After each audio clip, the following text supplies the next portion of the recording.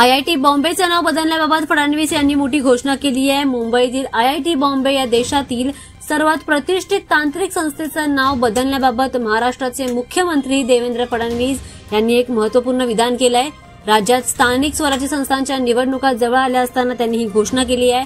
फडणवीस यांनी म्हटलंय की आयआयटी बॉम्बेचे नाव बदलून आयआयटी मुंबई करावे, याबाबत मी पंतप्रधान नरेंद्र मोदी आणि केंद्रीय शिक्षण मंत्र्यांना पत्र लिहिणार आहे।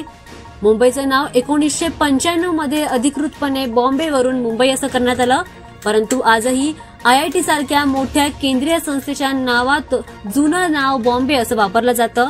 राज्यातील काही मंडळी याबाबत अनेक वर्षांपासून मागणी करत आहेत की शहराचे नाव बदलले तसेच संस्थेचेही नाव बदला, आणि आता यावर मी एक मोठी घोषणा केली असं त्यांनी म्हटलंय।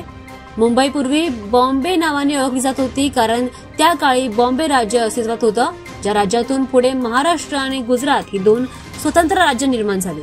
आयआयटी बॉम्बेची स्थापना 1958 मध्ये झाली। 10 मार्च 1958 रोजी तत्कालीन पंतप्रधान जवाहरलाल नेहरू यांनी त्याची पायाभरणी देखील केली। 1961 मध्ये संसदेने या संस्थेला राष्ट्रीय महत्वाची संस्था असा दर्जा देखील दिला। गेल्या काही दशकांमध्ये या आयआयटीने जागतिक स्तरावर आपली मजबूत छाप पाडली आहे आणि जगातील सर्वोत्तम तांत्रिक संस्थांपैकी म्हणून ती आता एक ओळखली जाते। मुंबईतील स्थानिक स्वराज्य संस्थांच्या निवडणुका जवळ आल्या आहेत, या पार्श्वभूमीवर फडणवीस यांनी अचानक घेतलेल्या या घोषणेला राजकीय महत्त्व असल्याचंही काहींना वाटतंय।